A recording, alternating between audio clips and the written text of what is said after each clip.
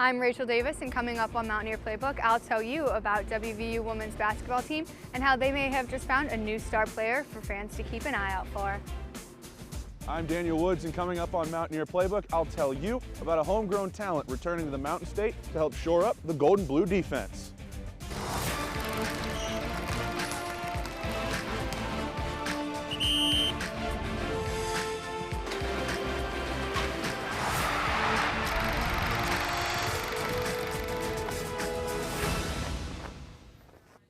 Welcome into Mountaineer Playbook, your home for the best stories in West Virginia sports. It's time to take a look at the latest in the Gold and Blue. I'm Daniel Woods. And I'm Luke Wiggs. It's been an up and down season for the WVU women's basketball team, but the emergence of freshman J.J. Quinterly has brought some optimism to Mike Carey's squad.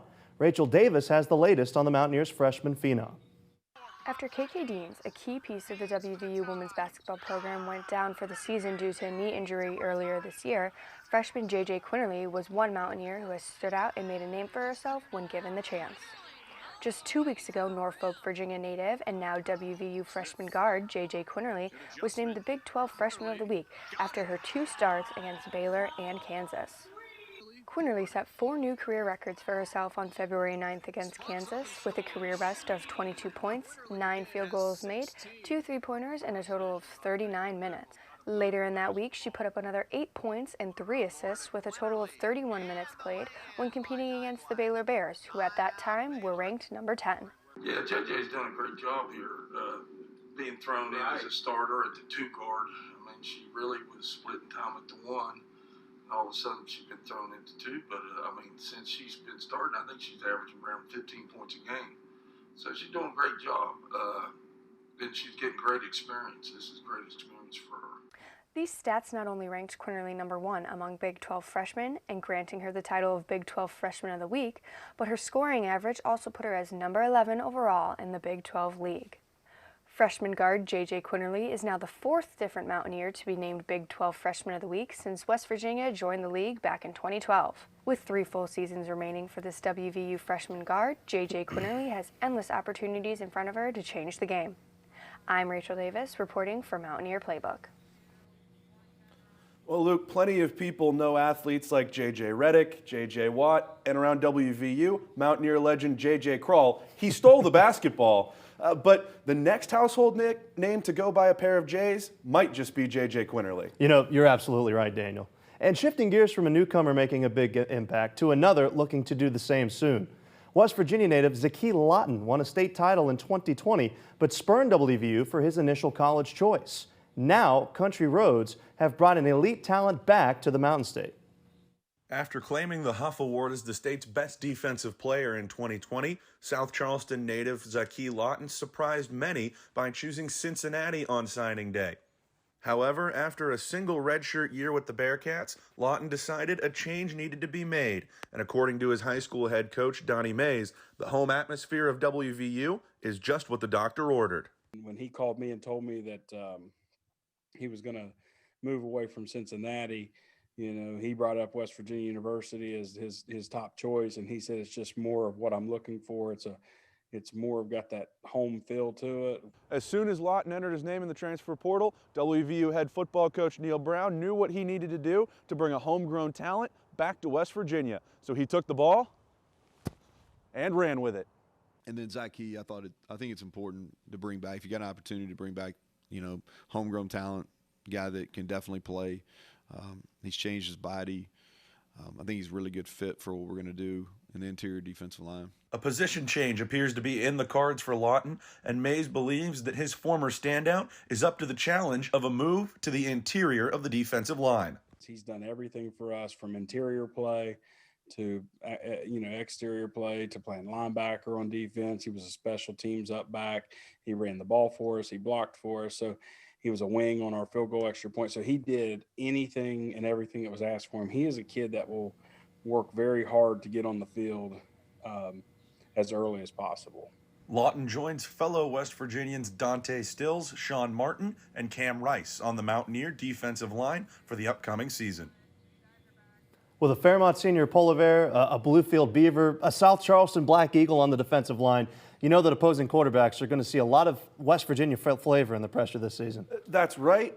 I think they'd be even more concerned if they had a man hillbilly chasing after him, which reminds me of all the great mascots we've got around West Virginia high schools. You've got the Bramwell Millionaires. That's an old one. Oh, you've got the polka dots as well. The Claybatel Seabees. Oh, absolutely. The Brandsville Millionaires, isn't that what it was? Yeah, there's all kinds. The Gary Coal Diggers is a great one. And not to mention the 100 Hornets. Of course, and we could keep going on, but we'd be here all day. Anyway, with Neil Brown adding playmakers to the WVU football team, Randy Mazey's baseball team is already making plays on the diamond. Frank McConnell is here with our Mountaineer Play of the Week. Frank?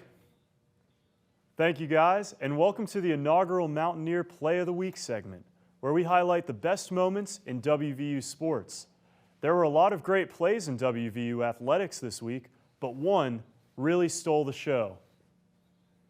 That extraordinary play was Tevin Tucker stealing home base to score a run during WVU baseball's clash with Central Michigan on Sunday. Tucker executed the run as part of a double steal, which extended WVU's lead to 4-0 in the bottom of the second inning. The Mazy ball tactic propelled WVU to a massive 10-0 rout of 16th-ranked Central Michigan. The Mountaineers are 6-2 early in the year and have their next home action versus Ryder on Wednesday. We'll be back for another Mountaineer Play of the Week next time. With so many great plays from the WVU baseball team, have we made the right choice? We will leave it up to you, the viewer. For now, we'll send it back to Daniel and Luke. Well, Daniel, we had Victor Scott robbing a home run, Austin Davis making that diving play in shallow left. You know, Randy Mazey said this is an exciting baseball team. He's absolutely right. That's right. They get things done all over the base pass, in the field, and at the plate, and they've earned a top 25 ranking as a result. Yeah, you're absolutely right. The names have just been impressive. J.J. Weatherhold, Daniel Outerkirk, the dude's 7.5 feet tall. He throws 100 miles an hour. He comes out of the bullpen to a corn song. This team's going to be real fun to watch the rest of the way. But there's more where that's coming from, coming up right after this on Mountaineer Playbook. Don't go away. I'm Sophia Pizzano, and straight ahead on Mountaineer Playbook, I'll introduce you to our first ever Athlete of the Week.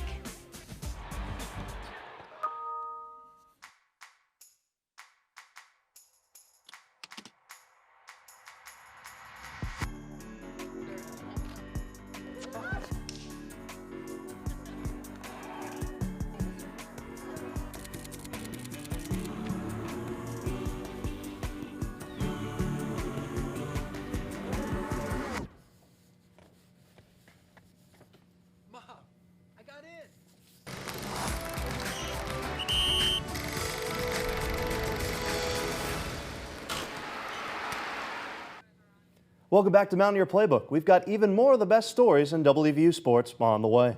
There's been plenty of standout performances in the Gold and Blue as of late, but one has risen above the rest this week. Sophia Pizzano joins us now from the Reed College Media Innovation Center with our Mountaineer Playbook Student Athlete of the Week. Sophia? Thanks, Luke. Daniel, our gymnastics team has been working hard this season, and many girls are achieving their career goals and bests. Rachel Hornung recently scored over 1,000 career points and is Mountaineer Playbook's first ever Athlete of the Week. The WVU gymnastics team is heating up after earning their second straight score over 196 and fourth consecutive win Monday night. Senior Rachel Hornung recently totaled over 1,000 career points and helped the team out by competing in vault, uneven bars, and her personal favorite, beam. Rachel has been a Mountaineer for all 4 of her collegiate years and attributes her success to her parents and coaches. Rachel has been competing in gymnastics since she was in first grade. This was always my goal, to be a college gymnast, and the fact that I get to compete so much for this team and for the state of West Virginia, it is incredible, and I know that the little girl that I'm doing this for would be so happy right now. Rachel is currently the only Mountaineer on the team to have surpassed this benchmark. She also has 16 podium finishes and 4 event wins. She hopes to finish out the rest of the season strong as a team and continue to improve her career best scores. The gymnastics team competes this Sunday, March 6th at 2 p.m. in the Coliseum against Ball State for Senior Day. Back to you guys at the studio. Thanks, Sophia. The gymnastics team has certainly been a bright spot on campus this year. Luke, did you know that I was something of a gymnast myself at one point? Well, you know, Daniel, if that's the case, you should do myself and the viewers at home a service and bust a little move in the studio for us right now. You know what? I would love to. I would love to, but I'm going to do you a service and not embarrass you with what I'm capable of. So with that, I think we should probably move on. Well, regardless of whether yours is real or not, there's somebody else on the campus at WVU making the most of his hidden talent. Connor Taylor has the latest on a Mountaineer basketball player who's been cooking in both the James Harden and the Gordon Ramsay sense of the word. Pauly Polycap, the fifth-year senior, has been an energizer for the Mountaineers this season, and he's quickly become a fan favorite on the court. But off the court, Polycap has touched the souls of Mountaineer fans, Caribbean style. He started his own business called Pauly's Plates, serving Caribbean soul food. The plates come in sizes of small, medium, and large, with an option of added dessert and drink. The meals range from fried chicken to oxtail, with sides of mac and cheese, collard greens, and rice. And he'll even deliver the food personally. Chef Pauly has already gained much popularity here in Morgantown, but he's also garnered the attention of ESPN. Well, Polycap is a chef who has taken advantage of the new NIL rules. He's launched his own business, Pauly's Plates, on Instagram. Chef.Pauly is a Caribbean soul food experience. Chef Pauly's food has been a delight for Mountaineer fans, and is definitely worth a try if you haven't been one of the many fans to eat his food yet.